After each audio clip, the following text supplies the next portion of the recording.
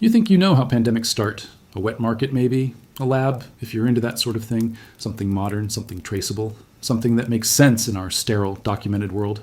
But let me tell you about September 1918, when death didn't need a passport or a plane ticket. It needed a ship, a ghost ship. And before you roll your eyes and think this is another maritime legend with glowing sailors and cursed treasure, understand this. The ghost I'm talking about was invisible, microscopic, and it killed more people in 6 months than 4 years of industrialized slaughter in the trenches of World War I. 50 million dead, maybe 100 million. No one really knows because we stopped counting when the bodies piled too high. The ship's name? We'll get to that. First, you need to understand what it carried. They called it the Spanish flu, which is the first lie you were taught. Spain didn't create it. Spain didn't spread it. Spain just had the misfortune of having a free press while everyone else was too busy winning a war to admit their soldiers were drowning in their own blood fluids. See, when you're fighting the Germans, you can't exactly announce that your army is being decimated by something you can't see, can't shoot, can't stab with a bayonet. Bad for morale, worse for propaganda. So Britain stayed quiet. France stayed quiet. Germany stayed quiet. America? Oh, America. They perfected the art of silence. But Spain, neutral Spain, their newspapers screamed about the mysterious plague ravaging their population, and the world pointed fingers. Spanish flu. A convenient scapegoat for a virus that probably started in Kansas. Yes, Kansas. Flat, boring American Kansas. Fort Riley, to be exact, where in March 1918, a company cook named Albert Gitchell reported to the infirmary with a sore throat and a fever. By noon, over 100 soldiers were sick. By week's end, 500. The virus had found its perfect breeding ground, crowded military barracks filled with young men about to be shipped across an ocean to die in trenches, except most of them would never make it to the trenches. Now here's where it gets interesting, where history becomes conspiracy, becomes truth. The United States government knew. They knew their soldiers were sick. They knew this wasn't normal influenza. Normal flu killed the very young and the very old, the weak, the expected casualties. This thing, this mutation, this perfect storm of genetic reassortment, it killed the strong, 20 to 40-year-olds. Healthy young men and women in the prime of life. It killed them in hours. You could be fine at breakfast, feverish by lunch, and drowning in your own fluids by dinner. Your lungs would fill with bloody froth. Your skin would turn blue, then purple, then black from lack of oxygen. Witnesses described scenes that belonged in medieval plague pits, not the 20th century. Victims bleeding from their eyes, ears, noses, coughing up chunks of lung tissue. Bodies stacked like cordwood because there weren't enough coffins, weren't enough gravediggers, weren't enough people left alive to bury the dead. And the U.S. government, in their infinite wisdom, kept shipping soldiers across the Atlantic. Tens of thousands of infected young men, packed into transport ships, breathing recycled air, sharing bunks, spreading death with every cough, every sneeze, every labored breath. The ships became floating coffins, floating incubators, floating biological weapons that nobody acknowledged. The HMS Mantua, the RMS Olympic, the USS Leviathan. Pick any troop transport from the fall of 1918 and you'll find the same story. Men boarding healthy, men dying in the cramped berths below deck, men being sewn into canvas bags and dumped overboard like garbage because there was no room to store corpses. The Leviathan alone lost 2,000 men during a single crossing, not to German U-boats, not to naval mines, to invisible death that spread through ventilation systems and cramped quarters. But here's what they don't tell you in history class, what got buried under mountains of official reports and sanitized records. Some ships had it worse, much worse. Some ships became legends among the survivors, whispered about in dockside bars and veterans' hospitals, ships where the infection rate approached 100%, ships where the healthy were ordered at gunpoint to throw their still-living comrades overboard because the fever made them violent, made them crazy, made them dangerous. Ships that arrived in European ports with skeletons, crews barely able to tie off the moorings, let alone fight a war, one ship in particular. I've spent 15 years tracking down references to it, cross-referencing naval logs, reading between the redacted lines of military correspondence, interviewing the grandchildren of survivors who were sworn to secrecy on pain of court-martial. The ship had a name, but the name got scrubbed from official records sometime in 1919 during the Great Cover-Up when governments realized they'd accidentally killed more civilians than the war itself. What I can tell you is this. It left Boston in September 1918 with 3,000 soldiers aboard. It arrived in Brest, France, 21 days later with 412 men capable of walking down the gangplank. The rest were dead, dying, or so damaged by the virus that they'd never fight, never work, never live normal lives again. Their lungs looked like shredded tissue paper. Their brains showed signs of encephalitis from the virus crossing the blood-brain barrier. Many went insane. The French authorities took one look at the situation and tried to quarantine the entire ship, but by then it was too late. The sailors had already gone ashore. The dock workers had already been exposed. The disease had already jumped into the civilian population of Brest, and from there it spread like wildfire across Europe. But the virus didn't need just one ship. It needed hundreds. And it got them. Every transport, Every merchant vessel, every submarine that surfaced to take on supplies became a vector. The war had created the perfect distribution network for a pandemic. Millions of men moving across oceans, across continents, living in conditions that would make a medieval surf blanch. Trenches filled with mud and rats and decomposing bodies. Field hospitals where the wounded lay shoulder to shoulder, sharing the same contaminated air. Refugee camps where displaced civilians huddled together for warmth. Cities swollen with war workers, living in hastily constructed tenements with no sanitation, no ventilation, no chance of isolation. The virus didn't need to be particularly clever. It just needed to be patient. It needed humans to do what humans do best. Wage war, crowd together, ignore warning signs, and prioritize politics over public health. You want to know the really disturbing part? The part that should keep you awake at night? We did it again. 2020, remember? Different virus, same patterns, same denial, same delayed response, same prioritizing of economy over epidemiology, same experts being ignored, same conspiracy theories spreading faster than the disease itself, same mass graves being dug when the morgues overflowed. History doesn't repeat, they say, but it sure as hell rhymes. And the rhyme scheme is written in corpses. In 1918, officials told people to trust the government, keep calm, carry on, and definitely don't wear masks because masks were for the cowardly, for the weak, for the unpatriotic. Mask ordinances, when they were finally implemented, were met with armed resistance. People formed anti-mask leagues. Politicians claimed the whole thing was overblown. Sound familiar? The Anti-Mask League of San Francisco, 1918. They held rallies. They protested. They claimed their freedoms were being infringed. And then they died by the thousands. San Francisco had one of the highest death rates in America because they lifted restrictions too early, because they listened to business owners instead of doctors, because they couldn't imagine that something invisible could be more dangerous than something you could see and shoot. The ghost ship, our ghost ship, the one that left Boston with 3,000 souls, it represents something more than just a vessel. It represents every choice, every compromise, every calculated risk that governments make when they think they can control nature, control disease, control death itself. The military command knew those men were sick. They shipped them anyway because the war effort demanded it, because General Pershing needed bodies in France, because winning the war was more important than preventing a plague. And maybe they thought they could contain it. Maybe they thought the ocean crossing would kill the virus. Maybe they thought the strong would survive and the weak would die, and that was just natural selection doing its work. But viruses don't read military strategy. Viruses don't care about geopolitics. Viruses just replicate, mutate, and spread. And this particular virus, the 1918 H1N1 strain, was a masterpiece of evolution. It had the perfect combination of transmissibility and lethality. It spread easily but didn't kill so quickly that hosts died before passing it on. It triggered something called a cytokine storm in healthy immune systems, turning the body's own defenses against itself. The stronger your immune system, the more likely you were to die. Your body would essentially commit suicide trying to fight the infection. The ship docked in Brest on a cold October morning. Fog rolling in from the Atlantic, thick as wool, hiding the coast until the transport was practically scraping the pier. The French soldiers waiting to guide the Americans to their billets noticed something wrong immediately. The ship was too quiet. No shouting, no singing. None of the usual raucous noise of young men about to go to war. Just the sound of coughing, wet, rattling coughs that echoed across the water, and the smell. Even from the dock, even through the salt air and fog, they could smell it. Sickness, decay, death. When the gangplank finally dropped, the scene was something from a nightmare. Men stumbled off the ship, blue-faced, bleeding from their noses, supported by comrades who looked nearly as bad. Some collapsed on the dock. Some tried to walk and made it maybe 10 feet before their legs gave out. The French medical officers started shouting orders, calling for ambulances, for stretchers, for any kind of transport to get these men off the waterfront before the civilian population saw them. Too late. The dock workers had already seen. The news spread through Brest in hours. The Americans had brought plague. The Americans had brought death. And they had, though not intentionally, not maliciously. Just through ignorance, through arrogance, through the belief that winning a war was worth any cost. The cost turned out to be 50 million lives worldwide, maybe more. The records are incomplete, contradictory, deliberately obscured. Here's a question for you. How many ships? How many ghost ships crossed the Atlantic in 1918 carrying death in their holds? How many arrived in Liverpool, in Southampton, in Le Havre, in Brest, in ports across Europe and Asia and Africa, and deposited their cargo of disease? We'll never know, because the records were sealed, classified, and in many cases destroyed.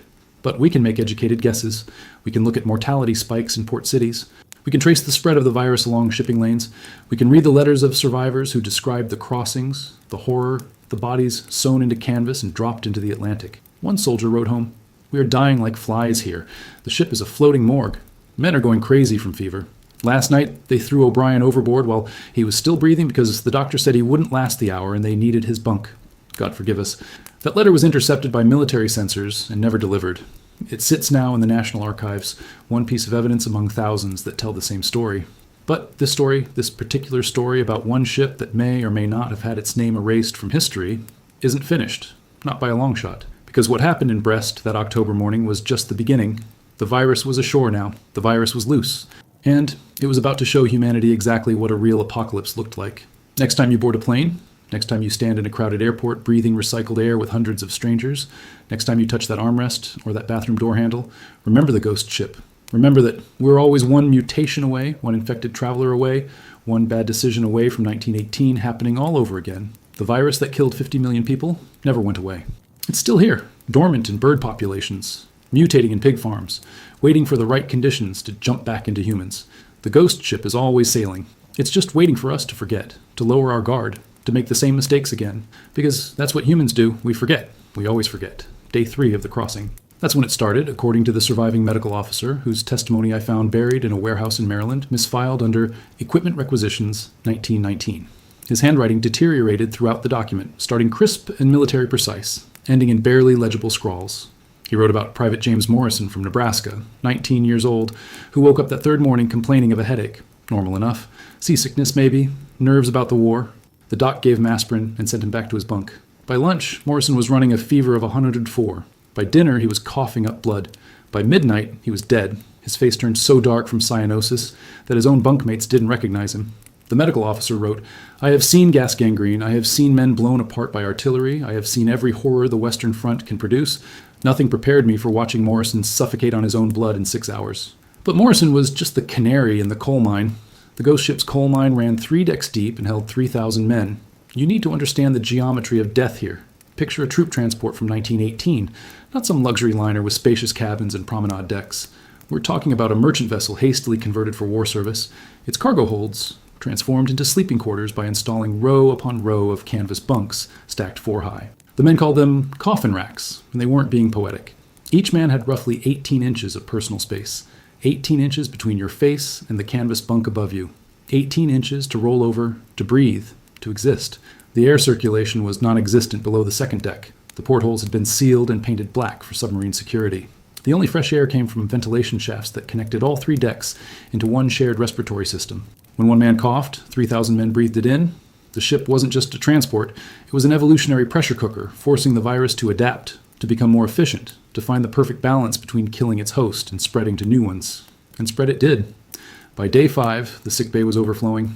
By day 7, they'd converted the officers' mess into a secondary hospital. By day 9, they were laying the infected on deck, wrapped in blankets, hoping the Atlantic wind might somehow cure what medicine couldn't. It didn't. The wind just carried the virus from deck to deck, from the sick to the healthy, in an aerosol mist of coughs and sneezes and labored breathing. The medical staff, and here's where it gets really dark, the medical staff had no idea what they were dealing with. Influenza?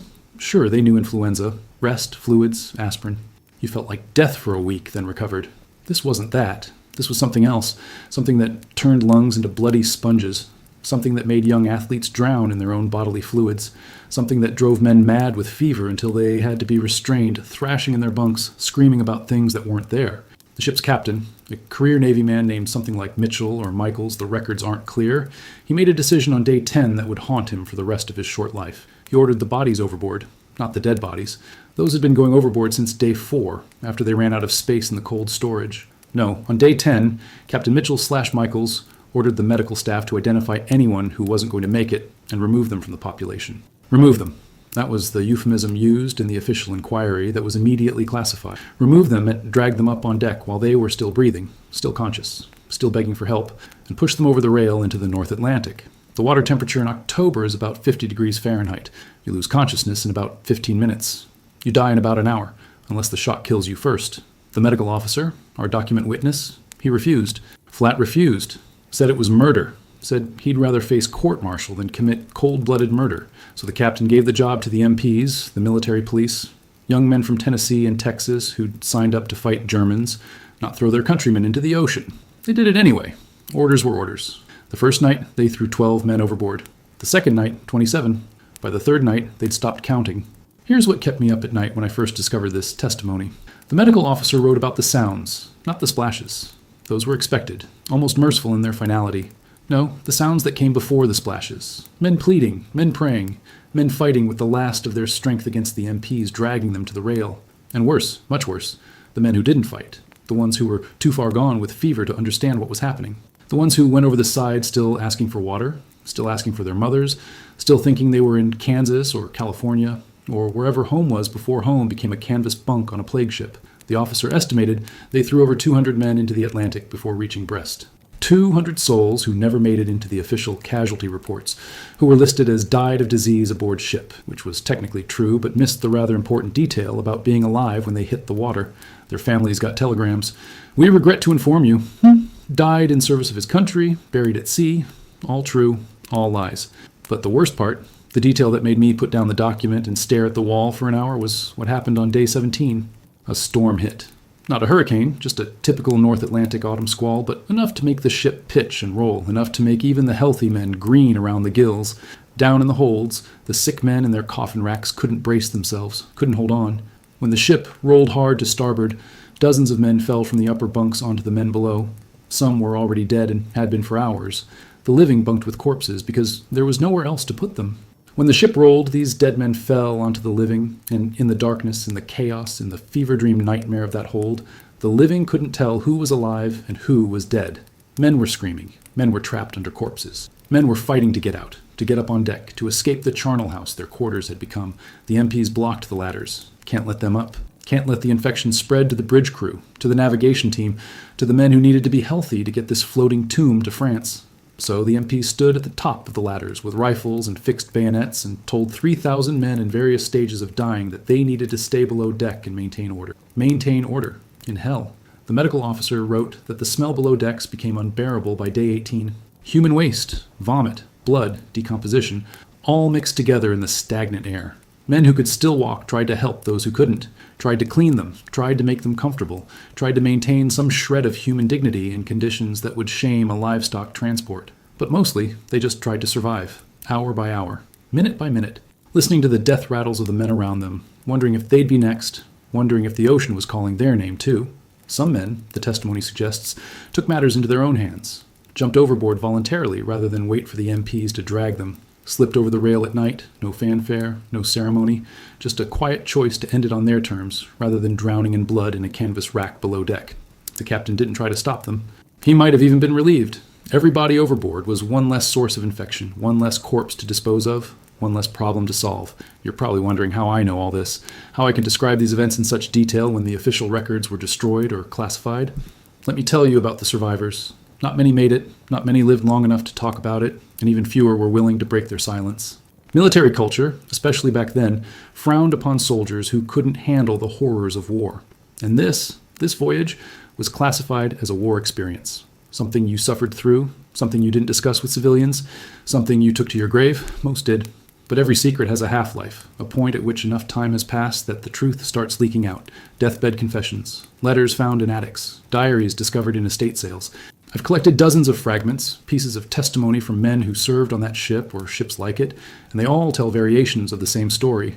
Death, madness, the ocean filled with bodies, and the silence afterward, the official silence that turned tragedy into classified material, turned murder into military necessity, turned a floating catastrophe into a footnote that doesn't appear in any history book. One survivor, Private Henry Willis from Ohio, lived until 1984. His grandson contacted me after reading an article I'd written about forgotten military atrocities. Willis had given him a sealed envelope on his deathbed with instructions not to open it for 10 years.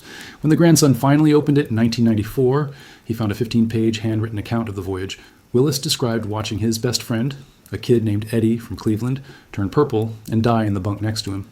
Described the MPs dragging Eddie's still warm corpse up on deck. Described following them, weak with his own fever, but determined to see Eddie get a proper burial at sea. There was no burial, no ceremony, no prayers. Just two MPs swinging the body back and forth 3 times and letting go on the 3rd swing, sending Eddie tumbling through the air and splashing into the Atlantic like garbage being thrown from a pier. Willis wrote, I understood in that moment that we were no longer soldiers, no longer citizens, no longer even human beings with rights and dignity. We were cargo that had spoiled in transit. We were a problem to be solved by the simplest means possible. We were already dead, just waiting for our turn to splash. The ship had a mascot. Most ships did. Usually a dog or a cat, something to boost morale, something alive that wasn't trying to kill you. The ship had a terrier named Buttons, belonged to one of the officers. Smart dog, friendly. The men loved him, would share their rations with him, would let him sleep in their bunks for warmth. Buttons got sick on day 6. By day 7, he was dead. They threw the dog overboard just like the men. No ceremony for Buttons either. But here's the thing about that dog, the detail that made multiple survivors mention him in their accounts. Buttons was the first to die before the virus really took hold in the human population, which means the dog caught it from one of the men, one of the supposedly healthy soldiers who'd boarded in Boston thinking they were going to fight Germans, not incubate plague. The virus was already spreading before the ship left port. They'd loaded infected men onto that transport and sent it across the Atlantic, knowing, or at least suspecting, that disease was already spreading through the barracks at the departure point. But the war demanded bodies. The front demanded soldiers. So they loaded the ship and crossed their fingers and hoped for the best. The best didn't happen. Let me paint you another picture, because this is important. This is the part where individual tragedy becomes collective horror. On day 12, the ship's chaplain, a Methodist minister from Iowa who'd volunteered for military service, he tried to hold a religious service below decks, thought it might comfort the men, give them hope, remind them of God and salvation and all that good stuff we tell ourselves when death is breathing down our necks. He made it through 3 verses of Amazing Grace before he started coughing. By evening, he was in the sick bay. By morning, he was dead. The men took it as a sign. Not that God had abandoned them, though some thought that too. No, they took it as proof that this disease didn't care about your faith, your morals, your virtue. It killed the chaplain just as fast as it killed the gamblers and the drunks and the thieves. Democracy of death. The virus was the great equalizer, killing rich and poor, officer and enlisted, believer and skeptic with perfect impartiality. And somehow that made it worse. If death had standards, had preferences, you could maybe bargain with it. But this death was random, arbitrary, merciless in its efficiency. The ship carried morphine. Not much. Medical supplies were limited, and most of it was earmarked for the field hospitals in France. But there was enough for the worst cases. The men in screaming agony from secondary pneumonia were the ones who'd gone mad with fever. The medical officer rationed it carefully at first. Then, around day 14, he stopped rationing. Started giving massive doses to anyone who asked. Merciful doses. Fatal doses. He never explicitly admits to euthanasia in his testimony, but the implication is clear. When a man is drowning in his own blood, when his lungs are shredded tissue, when he's got hours of agony left before the end, and when you're a doctor with morphine in your hand, what do? The Hippocratic Oath says, do no harm. But sometimes harm is refusing to help someone die when death is inevitable and suffering is not. The medical officer made his choice. How many men did he help along? He doesn't say. I don't think he could bear to count. But he writes about the relief in their eyes when he brought out the syringe, the gratitude, the desperate whispered thank yous from men who knew exactly what that extra dose meant. By day 19, 2 days from Brest, the ship was barely functional. Half the crew was sick or dead. The engines were running on fumes because the coal stokers kept collapsing at their posts. The bridge crew wore improvised masks made from cheesecloth and prayed they wouldn't be next. The captain had stopped leaving the bridge entirely, was sleeping in his chair, subsisting on coffee and fear. He knew that if he went below deck, if he inspected the holds like regulations required, he'd catch the virus, and then there'd be no one to guide the ship to port. So he stayed up top, breathing fresh air, pretending he couldn't hear the sounds drifting up from below. The coughing, the crying, the prayers in a dozen different languages, the silence that followed when another man stopped breathing. On day 20, land was spotted. The coast of France, barely visible through autumn fog. The surviving crew members, those who could still stand, they wept. Not from joy. From relief that the voyage was finally ending, that they'd survived when so many hadn't, that soon they'd be off this floating tomb and back on solid ground, where death wasn't quite so intimate, quite so inescapable. The ship docked on day 21. A skeleton crew managed to tie off the moorings. The gangplank was lowered, and the French got their first look at what the American war machine had sent them. 400 men stumbled off that ship. 400 out of 3,000. Some could walk on their own. Some needed support. Some were carried on stretchers, barely breathing, hours from death. The remaining 2,600 were still aboard. Some in the sick bay, some in their bunks. Most in canvas bags in what used to be the forward cargo hold, waiting to be buried in mass graves that French authorities would dig in the hills outside Brest. The ship itself was quarantined, but the quarantine was pointless. The virus had already jumped ship. The dock workers had it. The French soldiers who'd helped carry the stretchers had it. The medical personnel who'd tried to treat the worst cases had it. Within a week, Brest would have thousands of cases. Within a month, all of France would be infected. The ghost ship had delivered its cargo, not soldiers. Death, and death, unlike soldiers, doesn't surrender when the war ends. But the ship's story wasn't over. After they unloaded the sick and the dying, after they removed the bodies and hosed down the holds with lye and seawater, after they burned the bedding and fumigated every inch of deck space, the ship was supposed to be scuttled, sunk in deep water, forgotten, erased, except it wasn't. Someone in the chain of command decided that ships were too valuable to waste, even plague ships, so they cleaned it up, declared it safe, gave it a new name, and put it back in service. 3 months later, it was carrying troops again. Different soldiers, same death trap. And wouldn't you know it, influenza broke out on the return voyage to New York. Not as bad as the first outbreak. The pandemic was starting to burn itself out by then. But still, men died. Men who didn't have to die, who died because bureaucrats and admirals valued machinery over human life. The ship made 3 more Atlantic crossings before the war ended. Each time, men got sick. Each time, some died. Each time, their reports were filed, classified, and forgotten. The ghost ship kept sailing. Keeps sailing. Because we never learn. We never remember. In history, patient history, it just waits for us to make the same mistakes again. Brest, October 1918. The city was already struggling before the ghost ship arrived.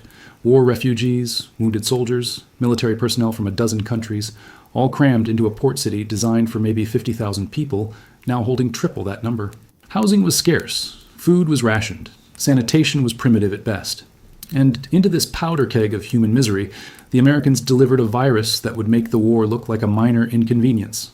The French military physician who first examined the survivors, Dr. Renard, according to partially redacted documents I found in Paris archives, he knew immediately this wasn't ordinary influenza. He'd seen influenza. This was something else. He wrote in his initial report, "The Americans have brought us a new form of death. It kills with a speed and brutality I have never witnessed. We must implement immediate quarantine protocols." His superiors ignored him, couldn't afford to quarantine an entire American transport's worth of soldiers. The war was in its final months, though nobody knew that yet. Everybody was needed at the front. So they treated the sick ones, declared the healthy ones fit for duty, and sent them inland to training camps and staging areas where they promptly infected everyone they encountered. Within 48 hours of the ship docking, Brest recorded its first civilian deaths. A dock worker, a nurse, a woman who ran a boarding house near the port. All dead within days of exposure, all showing the same symptoms. Sudden onset, rapid deterioration, lungs filled with bloody fluid, faces turned blue from oxygen starvation. By week's end, the city's hospitals were overwhelmed. By week 2, they'd converted schools, churches, warehouses into makeshift medical facilities. Didn't matter. The sick kept coming. The dead kept piling up. Brest's morgues, designed to handle maybe 10 bodies at a time, were receiving 50 a day, then 100, then 200. They ran out of coffins, ran out of burial space, ran out of people healthy enough to dig graves. The city started requisitioning buildings as temporary morgues, stacking bodies in abandoned warehouses like cordwood, covering them with lime and hoping the smell wouldn't get too bad before they could arrange mass burials. The smell got bad, real bad. You could smell death from blocks away, a sweet rotten stench that seeped into clothing, into walls, into your soul. But Brest was just the ignition point. The real catastrophe was what happened next, when the virus escaped the port city and spread inland through France's railway system. Trains packed with soldiers heading to the front. Trains packed with refugees fleeing the war zone. Trains packed with civilians going about their normal wartime business. Every passenger car became a miniature plague ship, recycling the same contaminated air, sharing the same door handles, the same armrests, the same breathing space. A man could board healthy in Brest and be dead by the time the train reached Paris, 300 miles away. And Paris, oh Paris, beautiful Paris, with its boulevards and cafes and millions of people living shoulder to shoulder. Paris never stood a chance. The virus hit the capital like a tidal wave. Hospitals were overwhelmed in days. The Hôtel Dieu, the famous hospital on the Ile de la Cité, built to serve maybe 200 patients, was treating 2,000. Patients in hallways, patients in closets, patients dying on gurneys in the courtyard because there was simply no more room inside. The French government, to their credit, or their shame, depending on your perspective, they tried to keep it quiet. Censorship was already in place because of the war. Newspapers couldn't report military casualties without approval. Couldn't report anything that might hurt morale, and a plague killing thousands of civilians definitely hurt morale. So the papers ran stories about seasonal illness and unfortunate but manageable health concerns, while mass graves were being dug in Père Lachaise Cemetery and bodies were being burned in industrial furnaces because there was no other way to dispose of them fast enough. Parisians weren't stupid. They could see the hearses, could count the funeral procession, could notice that entire families were disappearing from their apartment building. But without official information, without guidance from authorities, they were left to figure it out themselves. Some people locked themselves in their homes. Some people fled the city, spreading the virus to the countryside. Some people decided that if they were going to die anyway, they might as well die drunk, and the bars stayed packed even as people dropped dead at their tables. Here's where it gets really interesting from a historical conspiracy perspective. The virus that landed in Brest, the strain carried by the ghost ship, it wasn't the same virus that had started in Kansas back in March. Viruses mutate. That's what they do. And this particular virus had spent months passing through military populations, through crowded transport ships, through conditions perfectly designed to accelerate evolution. Each new host was a chance for mutation.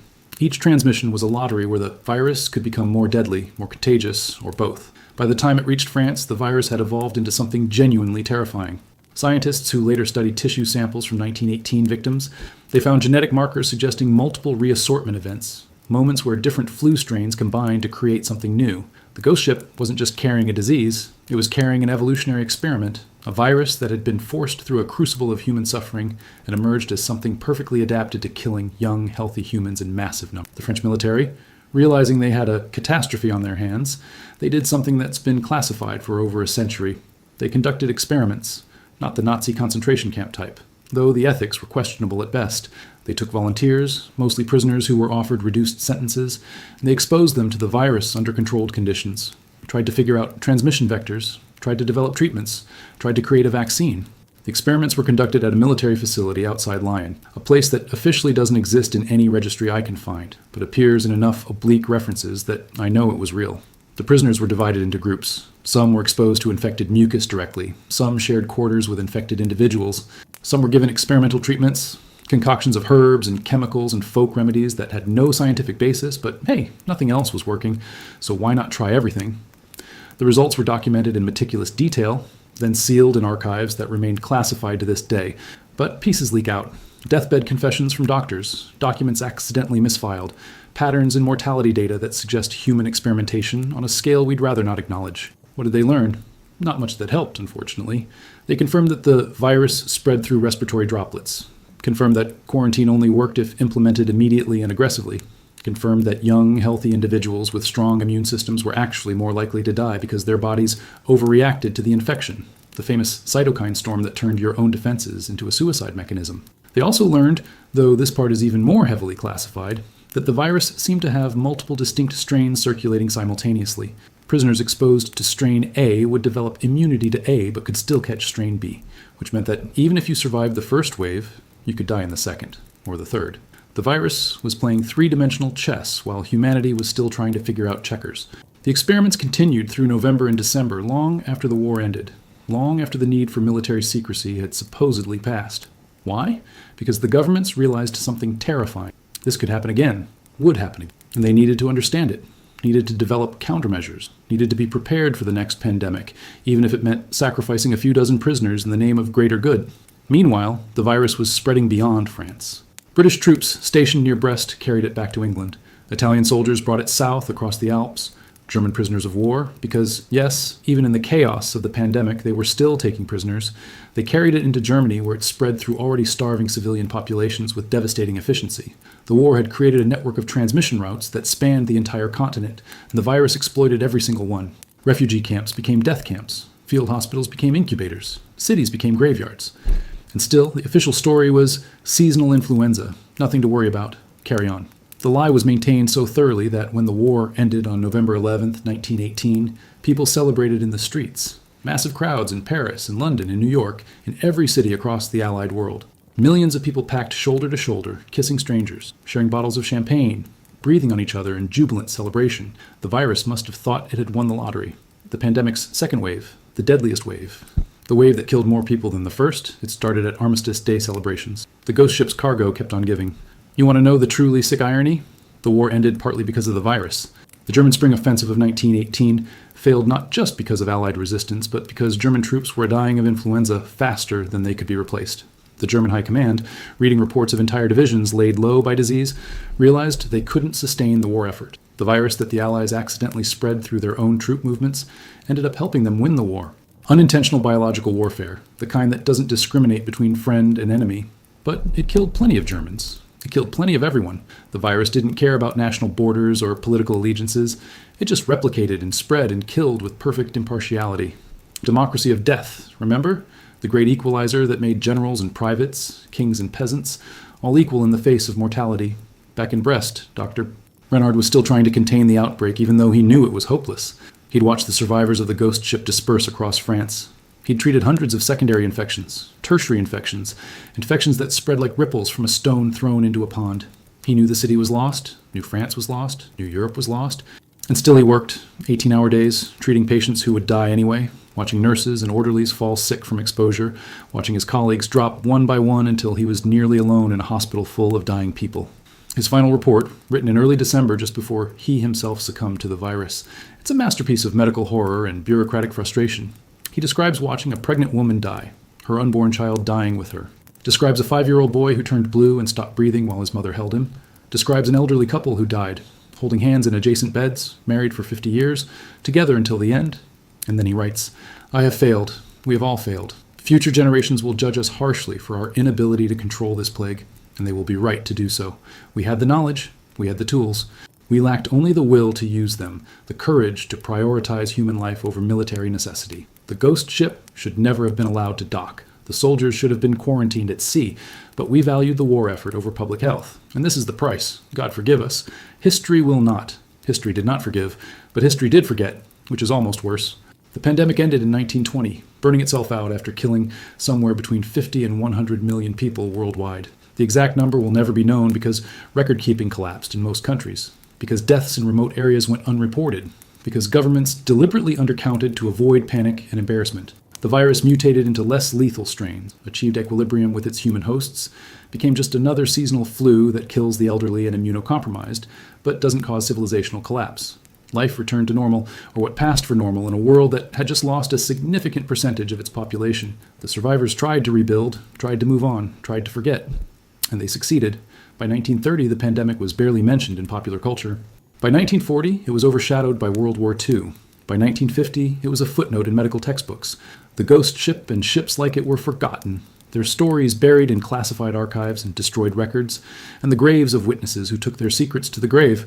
But some people remembered, some people couldn't forget. Private Henry Willis, the Ohio soldier whose testimony I mentioned earlier, he never rode on another ship for the rest of his life. Refused. Would rather drive cross-country than board a vessel. His grandson asked him why once, and Willis just said, "I've seen what happens on ships." Wouldn't elaborate. The trauma was too deep, too visceral. He'd wake up from nightmares screaming about drowning in blood, about bodies falling from bunks, about the splash of men hitting the Atlantic. PTSD, before we had a name for it. Survivor's guilt before it was a recognized condition. Willis lived to be 91 years old and never spent a single day without remembering the ghost ship, without hearing the coughs, without smelling the death. He wrote in his deathbed confession, "I survived, but I never escaped. That ship sails through my dreams every night. The dead are still there, still dying, still begging for help I couldn't give. I'm sorry. God, I'm so sorry." The medical officer whose testimony started this part of the story, he didn't fare much better. He was court-martialed in 1919 for misuse of morphine, for exceeding authorized dosages, for failing to maintain proper medical records during the voyage. The charges were technically accurate. He had given overdoses. He had mercy-killed dozens of men. He'd broken every protocol in the book. But the real reason for the court-martial was simpler. Someone needed to be blamed, and dead men tell no tales, but living doctors can testify at inquiries. The military wanted the whole ghost ship incident buried, and the easiest way to discredit a witness is to convict him of crimes. He was found guilty, dishonorably discharged, stripped of his medical license. He died in 1923, officially of heart failure, unofficially of a morphine overdose that the coroner ruled accidental, but everyone knew wasn't. He'd kept enough morphine from the war to ensure he'd never have to face another plague, another impossible choice, another night listening to men drown in their own blood. His suicide note was brief. "I did what had to be done. I would do it again, but I can't do this anymore." The note was confiscated by military police and never returned to his family. The prisoners who participated in the lion experiments, assuming they survived, they were released with strict orders never to discuss what they'd experienced. Most complied. A few didn't, and those few had interesting accidents. Falls downstairs, drownings in shallow rivers. One man was found dead in his apartment from gas leak, 3 days after giving an interview to a local newspaper about human experiments during the pandemic. The newspaper's offices burned down that same week, destroying all records of the interview. Coincidence? Maybe. Probably not. Governments don't like having their dirty laundry aired, especially dirty laundry involving non-consensual medical experiments on vulnerable populations. Better to eliminate the evidence, silence the witnesses, and maintain the official story. The pandemic was a natural disaster, an act of God, something that happened to humanity rather than something humanity did to itself through incompetence and willful negligence. And Brest, poor Brest, the city never fully recovered. The population dropped by 30% during the pandemic and never climbed back to pre-war levels. Too many memories, too many ghosts. Too many buildings that had served as morgues and still smelled like death decades later, despite multiple renovations. The port continued operating. Ships continued docking, but sailors started calling it the ghost port. Said it was cursed. Said that ships that docked there too long would suffer misfortune. Superstition? Sure, but superstition based on trauma, on collective memory of the autumn of 1918, when death came ashore on an American transport and spread through the city like wildfire. The maritime charts from that era, the ones used by ship captains to navigate, some of them have handwritten notations near Brest. Avoid if possible. Disease port. Those notations lasted until the 1950s, when someone finally decided they were outdated and removed them. But the sailors remembered. Old-timers would tell stories to the new generation about the plague ships, about the bodies floating in the harbor, about the city that smelled like death for months. And the new generation would laugh, would dismiss it as old war stories, would think the old-timers were exaggerating. But they weren't. If anything, they were understating it, because human language doesn't have adequate words to describe what happened in Brest in October 1918. The ghost ship itself, whatever its real name was, it probably ended its days in a scrapyard somewhere, dismantled for parts, its steel recycled into something new, its history erased along with its name. Or maybe it's still out there, repurposed, renamed, sailing under a different flag with a crew that has no idea they're working on a plague ship. That's the thing about ships. They last for decades if properly maintained. Could be your Caribbean cruise liner was once a World War I transport. Could be the container ship bringing your Amazon packages crossed the Atlantic in 1918 with 3,000 dying soldiers in its hold. You'll never know. The records are gone. The witnesses are dead. The truth is buried under a century of bureaucratic secrecy and historical amnesia. But the ship remembers. Ships always remember. They carry their history in every rivet, every weld, every stain that won't quite come clean. Next time you board a ship, any ship, run your hand along the rail and think about who else might have touched it. Think about what cargo it might have carried. Think about the ghost ship, because somewhere, on some ocean, it's still sailing. The virus didn't stop at European borders. Why would it? Viruses don't recognize sovereignty, don't respect treaties, don't care about your empire's carefully maintained colonial infrastructure. And in 1918, the colonial infrastructure was vast, sprawling, efficient. Ships connected London to Bombay, Paris to Dakar, Lisbon to Luanda. Trade routes that had taken centuries to establish, that moved rubber and cotton and coffee and human beings from the periphery to the center, from the colonies to the metropole. These same routes, these arteries of empire, they carried the virus from Europe to every corner of the planet in a matter of weeks. The ghost ship had European offspring, plague vessels that sailed south to Africa, east to Asia, west to the Americas, carrying passengers who coughed into handkerchiefs and thought they just had a cold, never realizing they were biological weapons on two legs. Imperial powers had spent centuries extracting wealth from their colonies. In the fall of 1918, they reversed the flow. They exported death. India got hit first and worst.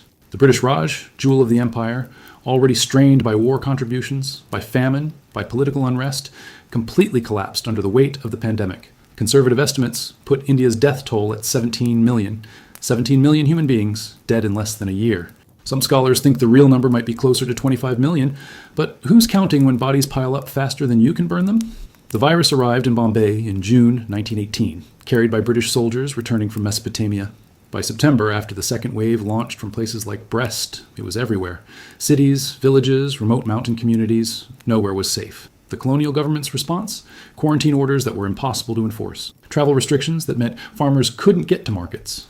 Public health campaigns that told people to boil water and avoid crowds, as if the average Indian peasant had access to fuel for boiling or the luxury of avoiding crowds when 12 people lived in a two-room dwelling. But here's what the British really did, the part that doesn't make it into the sanitized histories. They used the pandemic as a population control mechanism. Not officially, of course. No official policy said, let the natives die. But policy doesn't have to be explicit to be effective. When you control the distribution of medical supplies and you prioritize British citizens, British soldiers, British administrators, you're making a choice. When you quarantine entire districts not to protect the residents but to protect adjacent British settlements, you're making a choice. When you allow cremation grounds to overflow while requisitioning buildings as hospitals for Europeans only, you're making a choice. The death toll in British residential areas of major Indian cities was a fraction of the death toll in Indian quarters. Same virus, different outcomes. The virus might not discriminate, but humans sure do. The Raj saw 17 million deaths and learned nothing, did nothing, changed nothing. Just added the corpses to the ledger of colonial administration and moved on. Africa experienced something even darker. The virus arrived via multiple routes. French colonial troops returning from Europe, British ships docking in Cape Town and Lagos, Portuguese traders moving inland from coastal settlements. But Africa also had another problem, a lack of immunity to seasonal influenza of any kind. Indigenous populations in remote areas had limited contact with the outside world, which meant limited exposure to common pathogens. When the 1918 virus arrived, it encountered populations with zero immune memory, zero resistance, zero chance. Entire villages were wiped out. Entire ethnic groups saw their populations decimated. In some regions of sub-Saharan Africa, 20 to 30% of the population died. Let that sink in. 1 in 3 people dead in a matter of months. The colonial authorities, such as they were in remote regions, responded with measures that ranged from ineffective to genocidal. Forced quarantines that became concentration camps. Travel bans that prevented people from accessing food and water. In some cases, deliberate burning of villages to contain the infection, which really meant destroying evidence of colonial negligence and maybe getting rid of some troublesome populations while they were at it. I found references to a Belgian Congo incident that's been scrubbed from official records but survives in missionary correspondence. A rubber plantation, one of those hellish operations where workers were essentially slaves, experienced an outbreak in November 1918. The plantation manager, a Belgian named something like De Vries or De Vos, the letters are hard to read, he ordered the entire workforce quarantined in their barracks, locked them in, boarded up the windows, posted guards outside with rifles to ensure no one escaped. His reasoning, as stated in a letter to his superiors, was that the rubber quota had to be met, and he couldn't afford to have infected workers spreading disease to the healthy ones. So he locked several hundred people in wooden barracks, gave them minimal food and water, and waited for the virus to burn through the population. It took 6 weeks. When they finally opened the barracks, 73 people walked out alive. The rest were dead, their bodies decomposing in the tropical heat. The survivors having lived for weeks in what was essentially a mass grave, where some of the corpses could still move and breathe. De Vries reported the incident as a successful quarantine procedure. His superiors commended him for his decisive action. The 73 survivors were put back to work. No investigation, no consequences.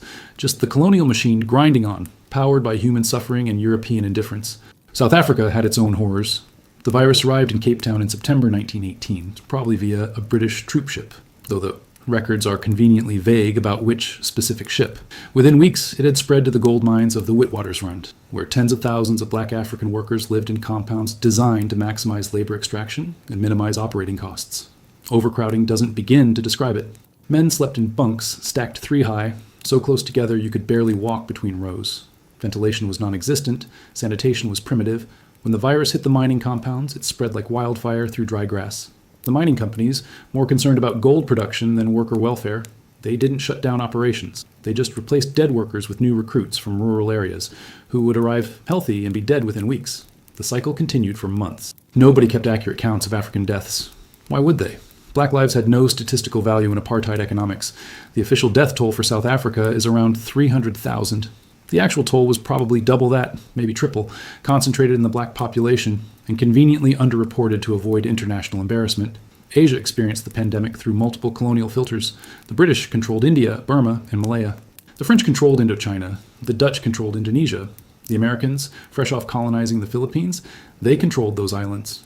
Each colonial power responded differently, but all shared one common characteristic. They prioritized European lives over indigenous lives. In the Philippines, American authorities implemented strict quarantine measures in Manila's European quarter while allowing the disease to spread unchecked through Filipino neighborhoods. They had the medical supplies, the personnel, the infrastructure to mount an effective response. They chose not to deploy those resources where they were most needed. The death toll in the Philippines was around 80,000, most of them Filipino, most of them poor, most of them invisible to the American administrators who sent cheerful reports back to Washington about how well they were managing the crisis. Managing meant controlling the narrative, not controlling the virus. Indonesia, under Dutch control, saw death tolls that varied wildly depending on how remote you were from colonial centers. Java, the administrative heart of the Dutch East Indies, had relatively organized responses. Sumatra and the outer islands? Chaos. Villages that relied on subsistence farming found themselves unable to plant or harvest because everyone was sick or dead. Starvation followed disease. Malnutrition made people more susceptible to infection. A vicious cycle that the Dutch authorities watched from their comfortable colonial offices and did nothing to interrupt. After all, the spice exports still flowed. The rubber still moved. The colonial economy survived, even if the colonized people didn't. That's the thing about empires. They're remarkably good at maintaining essential functions even during civilizational collapse. The trains run on time, even if they're carrying corpses. But here's where the conspiracy gets really interesting, where documented history starts feeling like paranoid speculation, except it's all true. Multiple colonial administrations conducted unofficial experiments during the pandemic. Not the controlled laboratory experiments like in Lyon. These were field experiments, observational studies on captive populations who couldn't refuse consent because they weren't considered fully human under colonial law. In several African colonies, authorities deliberately varied their intervention strategies in different regions and observed the outcomes. Region A got quarantine measures. Region B got nothing. Region C got forced vaccination with experimental serums that may or may not have done anything. Then they compared mortality rates, transmission patterns, and economic impacts. Pure scientific method applied to human suffering. The data was collected, analyzed, and filed away in colonial archives, where it remains classified or lost to this day. But enough fragments survive to piece together the basic outline. European powers used their colonies as giant petri dishes, testing public health strategies that would have caused riots if attempted in Europe, gathering data that informed pandemic responses for decades afterward, all at the cost of hundreds of thousands of African and Asian lives. The cultural interpretations of the pandemic varied dramatically across the colonized world. In India, many saw it as divine punishment for collaborating with British rule. Preachers and holy men proclaimed that the goddess Kali was cleansing the land of foreign pollution. Never mind that Kali was killing Indians as efficiently as she killed British. In parts of Africa, traditional healers interpreted the disease as ancestral anger at the disruption of traditional ways. Colonial administrators seized on these interpretations to avoid blame, to position themselves as neutral observers of divine or natural events, rather than active participants in a humanitarian catastrophe. If the natives think it's God's will, you don't have to explain why the European hospital has medicine while the African clinic has nothing. You don't have to justify the death toll disparities. You just invoke fate, destiny, divine providence, and move on. Some colonized populations suspected biological warfare. They weren't entirely wrong. While the virus wasn't deliberately created or released, colonial policies deliberately facilitated its spread among subject populations. When you force workers into crowded compounds, you're creating conditions for transmission. When you restrict travel in ways that prevent people from seeking medical care but don't prevent disease spread, you're weaponizing public health. When you allocate resources based on racial hierarchies, you're choosing who lives and dies. Intent matters less than impact. Whether the British meant to kill 17 million Indians is irrelevant when 17 million Indians died from policies the British implemented. The colonized people who whispered about European biological weapons, they understood something that historians still struggle to articulate. Structural violence is still violence, even when it wears the mask of bureaucratic necessity. Remote Pacific Islands experienced apocalyptic scenarios, small populations with no immunity, no medical infrastructure, no way to get help. The virus arrived on trading ships and swept through island communities like a scythe. Western Samoa, under New Zealand administration, lost 22% of its population. 22%. 1 in 5 people dead. An entire generation nearly wiped out. The New Zealand authorities had been warned. Ships arriving from infected ports were supposed to be quarantined, but the SS Toulon, arriving from Auckland in November 1918, was allowed to dock without health inspection because the local administrator decided quarantine was bad for business. Within days, the virus was spreading. Within weeks, bodies were piling up faster than survivors could bury them. The administrator who made the decision to allow the Toulon to dock, he survived, caught the virus, recovered, went on to have a long career in colonial administration. The Samoans buried their dead in mass graves and tried to rebuild a society that had lost a fifth of its population. No accountability, no justice. Just another footnote in colonial history. Another example of European incompetence paid for with indigenous lives. Alaska's indigenous communities suffered similarly. The flu arrived via steamship from Seattle, spreading through coastal villages with devastating efficiency. Some villages lost 90% of their population. 90%. Entire communities ceased to exist. Cultural knowledge that had been passed down for thousands of years died with the elders. Languages disappeared. Traditional practices vanished. The few survivors, mostly children, were gathered up and sent to missionary schools where they were forbidden to speak their native languages or practice their cultures. The virus didn't just kill people, it killed worlds. It ended civilizations that had existed for millennia. And the American authorities, when they finally showed up to assess the damage, they saw it as an opportunity. Empty land that could be claimed, resources that could be exploited. The dead didn't need their fishing rights or their traditional territories. The pandemic became a land grab disguised as humanitarian assistance. Here's a detail that haunts me. In many colonized regions, the pandemic killed so many adults that you had villages full of orphans. Children raising children, 5-year-olds caring for 2-year-olds because everyone else was dead. Colonial authorities responded by establishing orphanages, which sounds charitable until you realize these orphanages were also labor camps, assimilation centers, and in some cases breeding grounds for abuse that would make your stomach turn. The pandemic created a generation of traumatized, displaced children who were then fed into colonial systems designed to strip them of their cultures and turn them into compliant subjects. The virus killed the parents, the empire killed the culture. Efficient. The economic impact on colonies was catastrophic and deliberately unaddressed. When your workforce drops by 20 or 30%, productivity collapses. But colonial economies were extractive by design, which meant the colonizers just squeezed harder. Higher quotas with fewer workers, longer hours for lower pay, more brutal enforcement of labor requirements. The pandemic gave colonial administrators an excuse to implement even harsher measures under the guise of economic recovery. Can't meet your tax obligations because everyone in your village is dead? Too bad. Here come the enforcers to seize your property. Can't fulfill your labor contract because you're still recovering from the virus? Too bad. Here come the penalties and the punishment details. The pandemic didn't make empires more humane. It made them more efficient at extraction, more ruthless in their calculations of human cost versus economic benefit. And the medical data gathered during this period, the statistics on transmission and mortality and intervention effectiveness, it formed the foundation for pandemic response strategies that are still used today. Modern epidemiology was built on data collected from colonized populations who never consented to be research subjects, who never saw any benefit from the research, who were treated as expendable in the pursuit of scientific knowledge. When you read a textbook about pandemic response and it references data from 1918, remember, that data was gathered over the corpses of millions of people who died because they were considered less valuable than their colonizers. The ghost ship didn't just sail to Europe, it sailed to every port and every ocean, and at each port it left behind devastation that shaped the trajectory of entire societies for generations. But the most disturbing part isn't what happened, it's how quickly it was forgotten. By 1920, the colonial powers had moved on. The dead were dead. The survivors were surviving. Time to get back to business. The pandemic was barely mentioned in colonial correspondence from the 1920s onward. It was an inconvenient interruption, nothing more. No memorials were built. No investigations were conducted. No one was held accountable. The system that had facilitated the deaths of millions continued operating exactly as before, extracting wealth, exploiting labor, maintaining hierarchies of human value that placed European lives at the top and everyone else somewhere below. The pandemic could have been a wake-up call, a moment to reassess colonial relationships and structural inequalities. Instead, it was a confirmation that the system worked exactly as designed, preserving the lives that mattered while treating everyone else as expendable. The ghost ship delivered its cargo worldwide, and the world, or at least the part of the world that held power, chose to forget, chose to move on, chose to maintain the very structures that had turned a pandemic into a targeted catastrophe.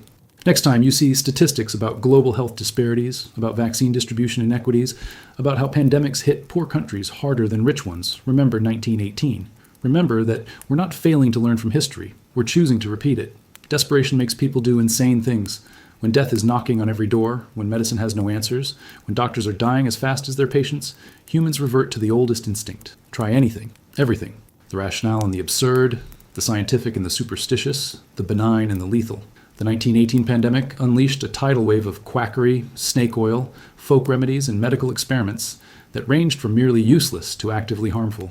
And the beautiful, terrible irony is that some of the most respected medical institutions were just as clueless as the street corner charlatans selling miracle cures.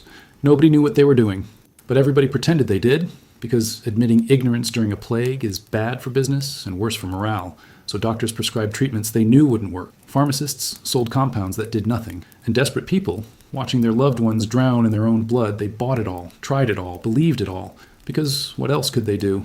Let's start with the medical establishment, the supposed experts who should have known better. Bloodletting.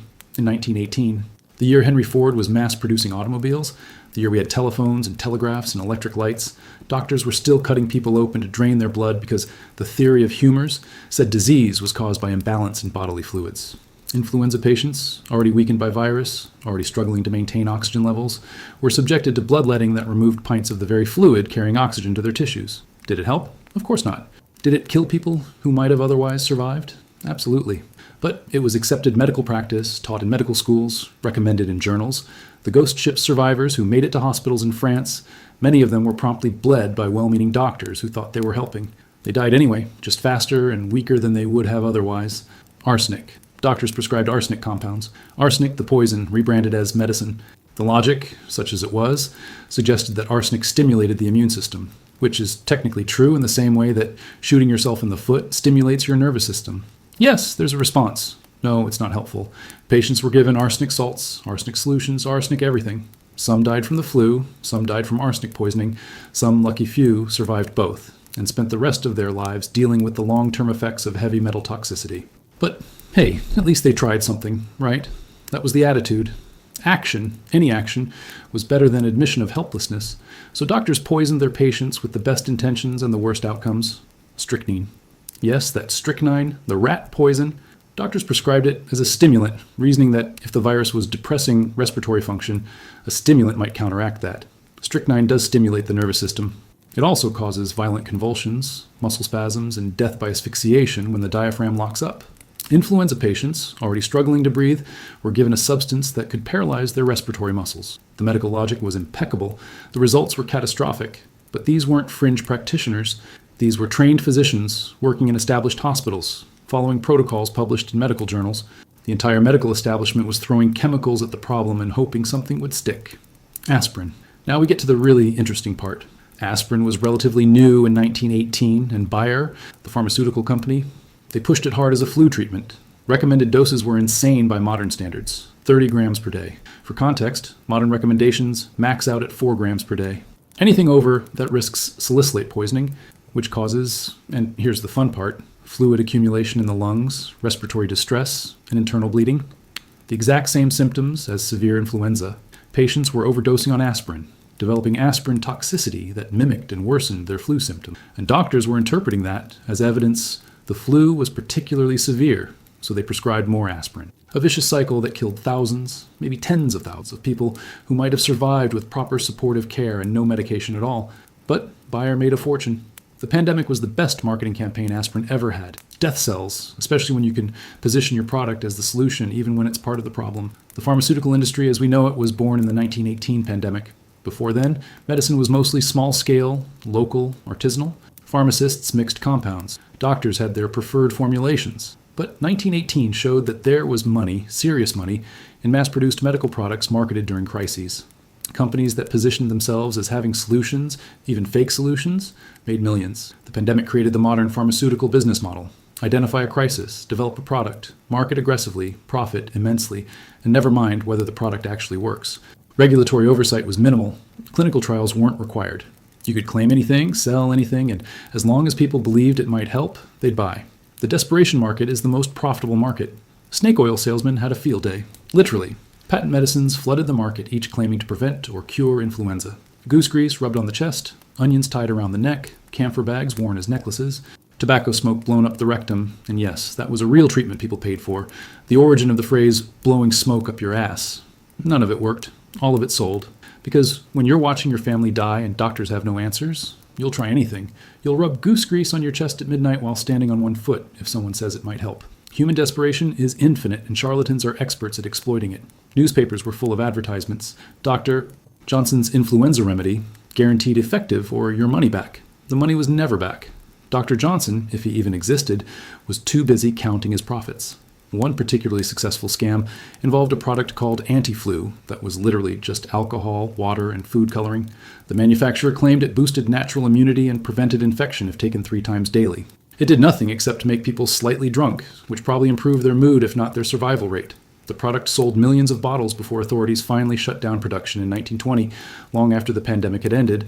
The owner retired wealthy. No prosecution, no accountability, just another grifter who saw opportunity and tragedy and seized it with both hands. The same pattern repeated across every country, every city, every community. Wherever people were dying, someone was selling them false hope in a bottle. Religious cures proliferated, prayer circles, holy water, consecrated amulets, faith healing services where hundreds of people gathered in close quarters, breathing on each other, spreading the virus while praying for protection from it. Some religious leaders claimed the pandemic was divine punishment for various sins: dancing, drinking, women's suffrage, socialism, capitalism, whatever their particular theological axe to grind. The cure, naturally, was to stop sinning and give money to the church. Tithing increased during the pandemic. Churches made bank while their parishioners died. Some clergy genuinely tried to help, offering comfort and support and practical assistance. Others saw a business opportunity and exploited it with the same ruthlessness as any patent medicine salesman. God's will is a convenient explanation when you want to avoid responsibility for failing to protect your flock. Vaccination was attempted, but here's the thing. They were vaccinating against the wrong pathogen. Doctors in 1918 didn't know influenza was a virus. They thought it was caused by bacteria, specifically Pfeiffer's bacillus, a bacterium that's often present in flu cases but doesn't cause the disease. So they developed bacterial vaccines and gave them to millions of people. The vaccines did nothing to prevent influenza because they weren't targeting influenza. But they gave people a false sense of security, made them think they were protected, encouraged them to take risks they wouldn't have otherwise taken. The vaccinated got sick at the same rate as the unvaccinated, which led some people to reject vaccination entirely as useless, which set up decades of vaccine skepticism that persists to this day. The ghost ship's cargo included not just a virus, but a crisis of medical credibility that we're still dealing with over a century later. Masks became a battleground. Some cities mandated them. San Francisco famously required masks in public, enforced by police with the power to arrest violators. Did masks help? Yes, when properly made and properly worn. Most weren't. People wore them under their noses, made them from inadequate materials, reused them without washing, shared them. The masks themselves became foments, objects that carry infection. And the mask mandates created backlash. The Anti-Mask League, previously mentioned, they organized protests, held rallies, argued that masks were ineffective and tyrannical. They were partly right about effectiveness, given how poorly most masks were made and worn. They were completely wrong about tyranny, but that didn't stop them from positioning public health measures as government overreach. Sound familiar? 2020 wasn't the first time Americans fought over masks. We've been having that argument for over a century. Same talking points, same result. Lots of noise and preventable deaths. Quarantine measures varied wildly. Some cities closed theaters, schools, churches, and businesses. Some did nothing. Some implemented partial measures that made no epidemiological sense but satisfied political demands for action. Philadelphia held a massive war bond parade in September 1918 against the advice of health officials.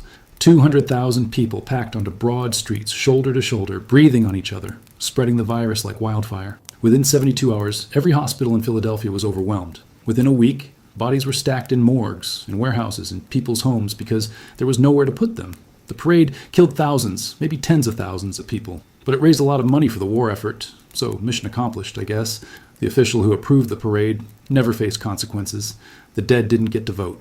Social distancing, before we had that term, was attempted with mixed results. Some communities banned public gatherings. Some designated flu-free zones where only healthy people could enter, as if you could tell who was infected by looking at them. Some towns literally barricaded their roads, posted armed guards, and shot at anyone trying to enter from infected areas. The quarantine wars of 1918 involved actual gunfire in some cases, communities defending their borders against neighbors fleeing plague cities. It didn't work. The virus didn't respect roadblocks or county lines. It spread anyway, just more slowly, just unevenly, creating pockets of infection that flared up when people inevitably broke quarantine to get food or see family or conduct business. You can't enforce total isolation in a functioning society. People have to eat, have to work, have to maintain basic infrastructure, and every necessity creates an opportunity for transmission. Home remedies reached peak absurdity. People wore bags of camphor around their necks, ate raw garlic by the clove, drank kerosene mixed with sugar, inhaled fumes from burning tar, applied poultices made from mustard, onions, and horse manure. Some of these remedies were merely useless. Some were actively dangerous. A surprising number involved alcohol, both topically and internally, because if you're going to die, you might as well die drunk. The folk wisdom passed down through generations. Remedies that had worked for colds or ordinary flu or just seemed like they should work based on sympathetic magic and traditional beliefs. None of it worked against the 1918 virus. But people tried anyway because doing nothing felt like giving up, and humans don't give up easily even when giving up might be the rational choice. The strangest treatments came from the fringes of medicine. Colloidal silver, which turns your skin blue but doesn't cure anything. Radium water, radioactive solutions that people drank for their supposed health benefits, which led to radiation poisoning and cancer decades later. Electrical therapy, where patients were hooked up to low-voltage current because electricity was new and miraculous, and surely, if it could power lights, it could cure disease. Some of these treatments were offered by legitimate doctors. Some were offered by quacks with fake degrees. The line between them was often indistinguishable. A diploma on the wall means nothing when nobody knows how to treat the disease anyway. Might as well try electricity. Might as well try radium. What have you got to lose except your life, which you're losing anyway? Autopsy practices during the pandemic reveal how desperately doctors wanted to understand what they were fighting. Bodies were opened, lungs examined, tissue samples collected. The findings were consistently horrifying. Lungs that looked like they'd been shredded by shrapnel, blood vessels hemorrhaged throughout, secondary bacterial infections in nearly every case. But understanding pathology didn't lead to effective treatment because they still didn't know it was a virus, still didn't have antibiotics for the secondary infections, still didn't have ventilators or supplemental oxygen, or any of the supportive care that might have saved lives. They could describe in exquisite detail how people were dying. They just couldn't stop it. The autopsies contributed to medical knowledge, built the foundation for respiratory medicine, and helped exactly 0 of the people dying during the pandemic. Knowledge for its own sake, purchased with corpses. Meanwhile, legitimate researchers were trying to develop real solutions. Experiments with serum therapy, taking blood from survivors and transfusing it to sick patients, hoping antibodies would confer immunity. Sometimes it worked, usually it didn't. Depended on timing, on the match between donor and recipient, on factors they didn't understand. Blood typing was rudimentary. Transfusion was risky, but it was based on actual immunology, actual science, which made it more promising than arsenic or bloodletting. Some patients survived because of serum therapy. Many more died from transfusion complications. The mortality rate in serum therapy trials was high enough that it never became standard treatment, but low enough to give false hope to desperate families willing to try anything. Animal experiments proliferated. Scientists infected monkeys, rabbits, guinea pigs, anything they could get their hands on, trying to find an animal model for the disease. The problem was that the 1918 virus was remarkably human-specific. It didn't affect most animals the same way it affected humans. Ferrets turned out to be susceptible, which led to decades of influenza research using ferrets. But that discovery came too late to help during the pandemic. The animals died by the thousands in laboratories around the world, sacrificed to science, producing data that was interesting but not immediately useful. The ethics of animal experimentation weren't a concern. The ethics of human experimentation, as we've discussed, weren't much of a concern either. Desperation erodes moral boundaries. When civilization is collapsing, when bodies are stacking up, when nothing is working, suddenly experiments that would be unconscionable in normal times become acceptable. The long-term health effects on survivors were never properly studied. People who recovered from the virus but had damaged lungs, damaged hearts, damaged brains from encephalitis complications, they lived diminished lives, died early from complications that were never officially linked to their 1918 infection. The pandemic's true death toll includes these people. The ones who survived initially but died years later from the damage. We'll never know the real number. We do know that survivors reported chronic fatigue, breathing problems, cognitive issues, depression, and anxiety for years afterward. A long COVID before we had a name for it. A long flu. The virus damaged people in ways that lasted a lifetime. But medicine in the 1920s didn't have the tools or the inclination to follow up. If you survived the acute infection, you were counted as a survivor and medicine moved on. What happened to you after that was your problem. The pharmaceutical companies, having discovered the profit potential in pandemic panic, they didn't forget. The business model established in 1918 became the template for future crisis response. Create product, market aggressively, maximize profit, minimize liability. The ghost ship delivered more than a virus. It delivered a proof of concept for disaster capitalism in medicine. Every pandemic since, every health crisis, every outbreak, the same patterns emerge. Companies positioning themselves as saviors. Products rushed to market with minimal testing. Prices inflated because what's money compared to life? Profits soaring while people die. And we accept it because we accepted it in 1918. Because we established the precedent that during emergencies, normal rules don't apply. Normal ethics are suspended. Normal accountability is waived. The pharmaceutical industry built empires on that foundation. Still does. Every pill you take, every vaccine you get, every medical device, it's all connected to business models refined during the pandemic, improved through decades of practice, perfected into the system we have today where healthcare is a commodity and your life is a market opportunity. But here's the really disturbing question. Did anything work? Did any treatment, any intervention, any remedy make a difference? The honest answer is not much. Supportive care helped. Rest, fluids, keeping people comfortable, that probably saved some lives. Avoiding crowds helped. Quarantine, when properly implemented, probably slowed transmission. But actual medical interventions, the things doctors did, the medicines they prescribed, the procedures they performed, most of it was useless at best and harmful at worst. The survivors survived despite treatment, not because of it. The dead died no matter what anyone did. The virus ran its course, mutated into less lethal forms, achieved equilibrium with human hosts, and ended the pandemic through natural processes that had nothing to do with human intervention. Medicine likes to take credit for ending the pandemic.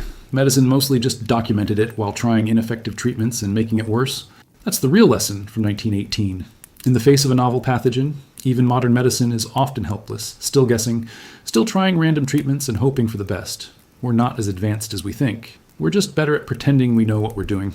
The ghost ship proved that, and every pandemic since has proven it again. The pandemic ended.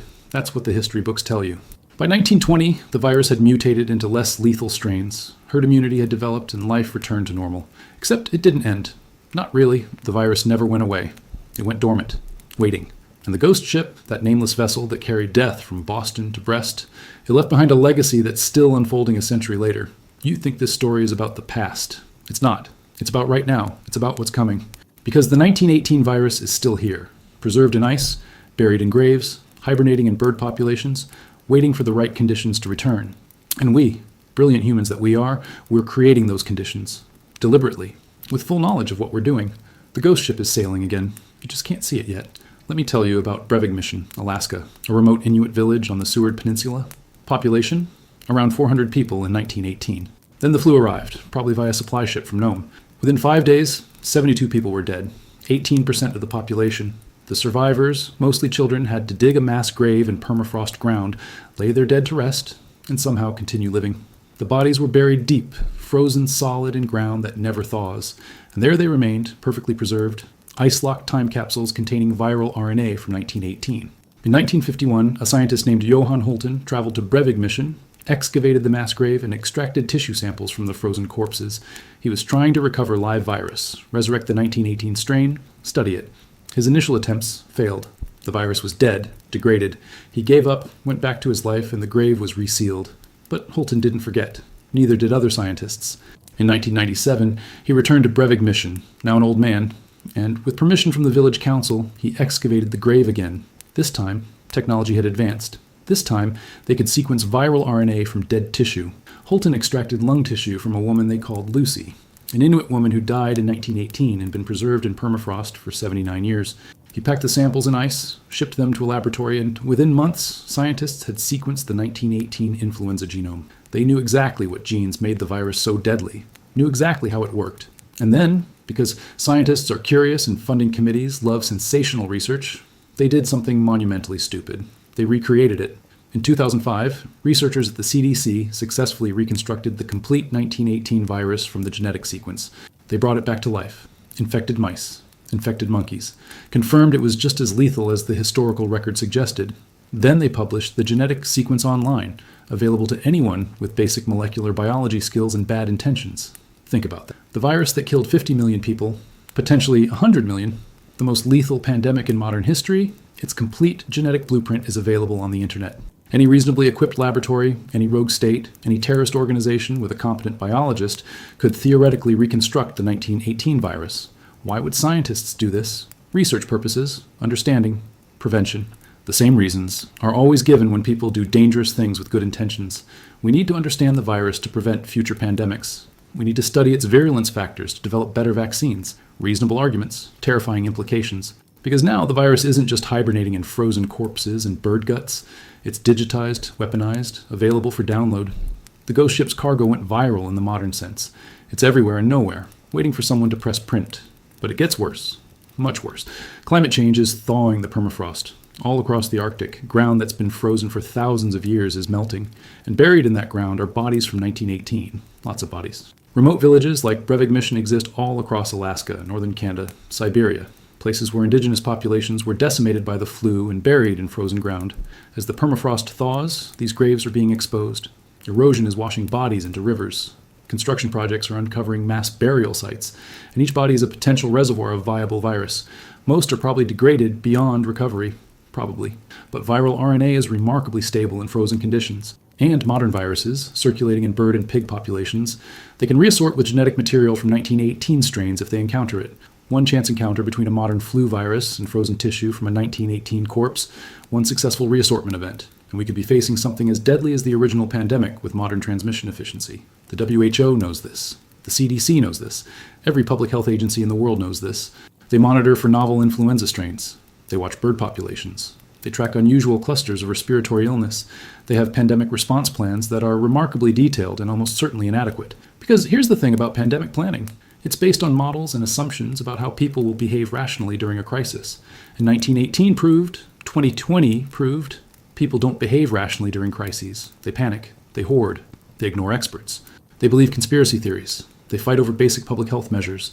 They prioritize short-term economic concerns over long-term survival. The plans exist. They're well written. They won't work when we need them because they assume a functional society with trust in institutions, and we don't have that anymore. Maybe we never did.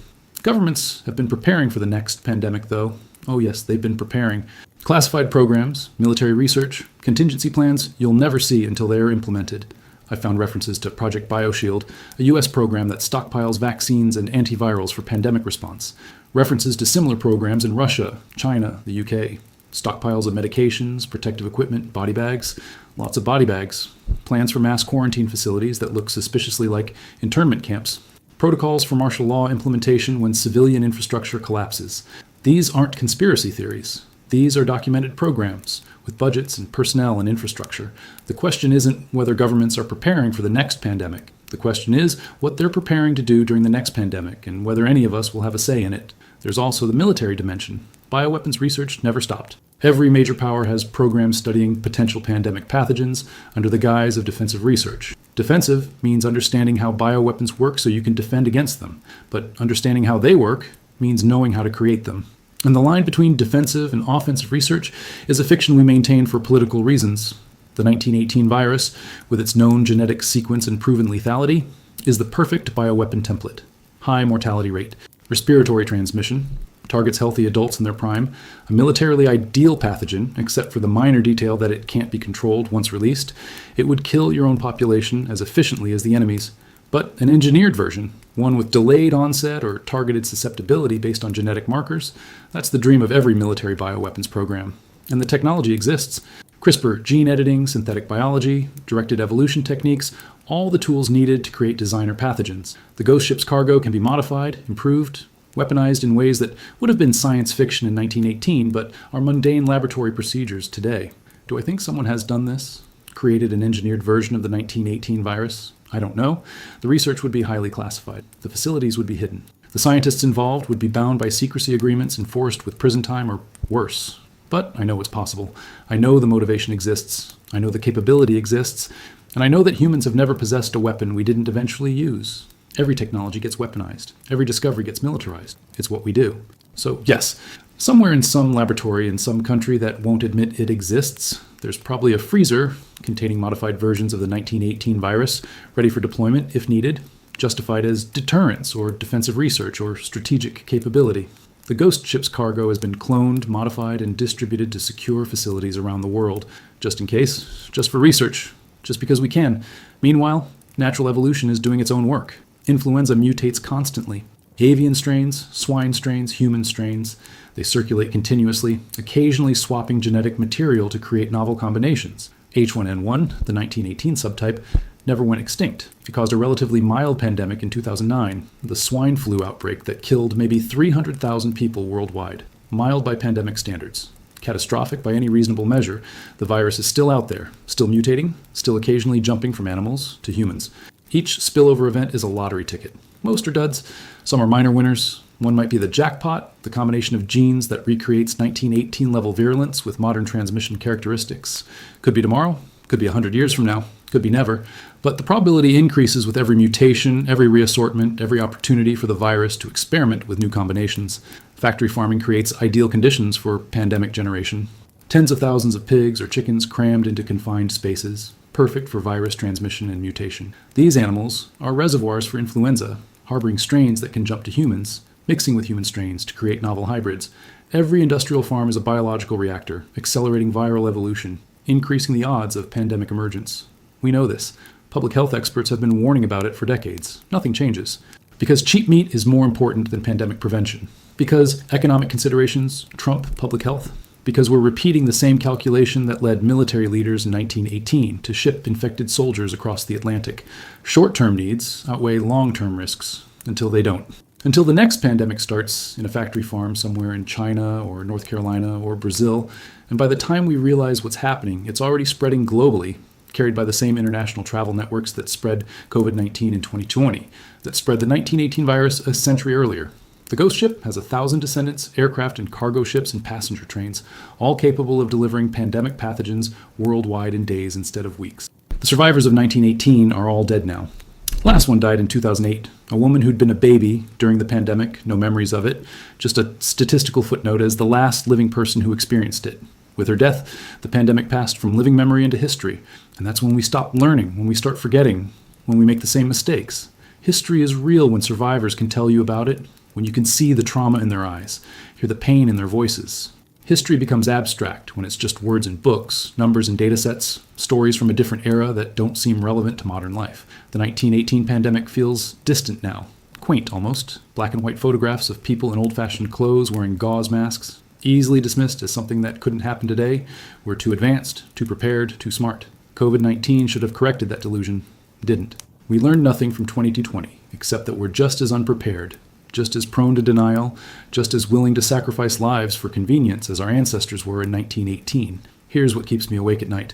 It's not the virus hiding in permafrost graves. It's not the genetic sequence available online. It's not even the bioweapons research. It's the certainty that we'll face another pandemic on the scale of 1918, and we'll respond exactly the same way.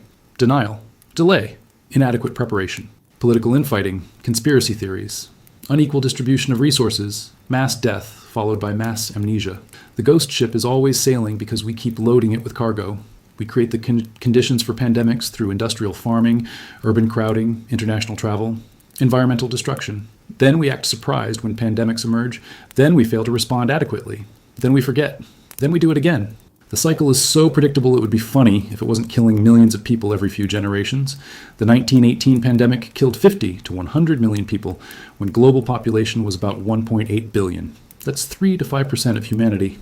If a similar pandemic happened today with 8 billion people, proportional mortality would be 240 to 400 million deaths. A third of a billion people, gone in a year or two. Most of them in developing countries with inadequate healthcare infrastructure. Most of them poor, marginalized, the same populations that bore the brunt in 1918. The technology exists to prevent this. The knowledge exists. The resources exist. What doesn't exist is the political will to prioritize pandemic preparedness over immediate economic concerns. What doesn't exist is global cooperation sufficient to implement coordinated response strategies. What doesn't exist is public trust in institutions sufficient to ensure compliance with necessary measures. We have all the pieces. We can't put them together. And so the next pandemic, when it comes, will be a repeat of 1918, with modern communications technology allowing us to watch the catastrophe unfold in real time on our smartphone. The conspiracy theorists will have a field day. They already do. Every pandemic spawns theories about bioweapons and population control and government plots. Some are obviously insane. Some are insane but contain kernels of truth. Yes, governments have researched bioweapons. Yes, pharmaceutical companies profit from pandemics.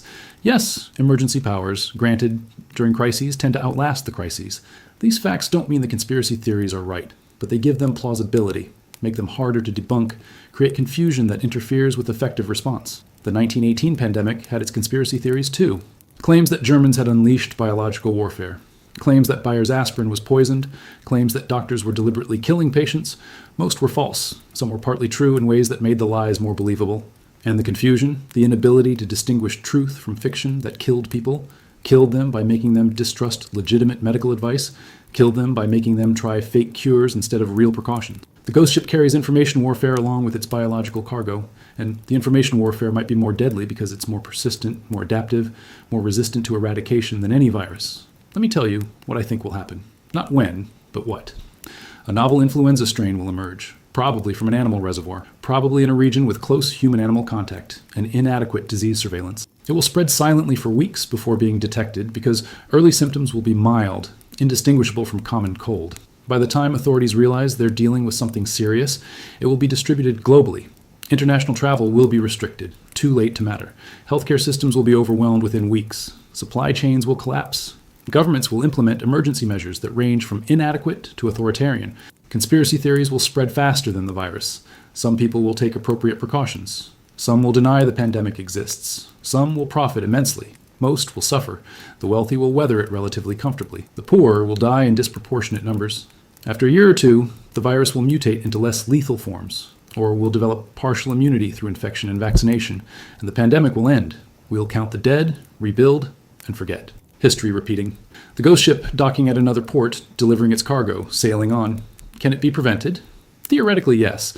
Robust disease surveillance systems, immediate and aggressive response to novel pathogens, global cooperation on pandemic preparedness, massive investment in public health infrastructure, addressing the root causes of pandemic emergence like factory farming and environmental destruction, all achievable. None will happen at sufficient scale because they require long-term thinking and short-term sacrifice, and modern political systems are optimized for neither. So we'll wait for the next pandemic to hit, scramble to respond, fail adequately, and repeat the cycle. The ghost ship sails on. You're probably wondering what you should do with this information. Panic? Prepare? Pray? I don't have answers that will satisfy you. I'm a historian, not a prophet. I study what happened, not what will happen. But I can tell you this. The patterns are clear. Pandemics emerge from predictable conditions. They spread through predictable routes. They're amplified by predictable human behaviors. Understanding the patterns doesn't let you prevent the next one, but it might let you survive it. Might let you make choices that increase your odds. Might let you see through the bullshit and the panic and the false solutions to focus on what actually matters. Or maybe not.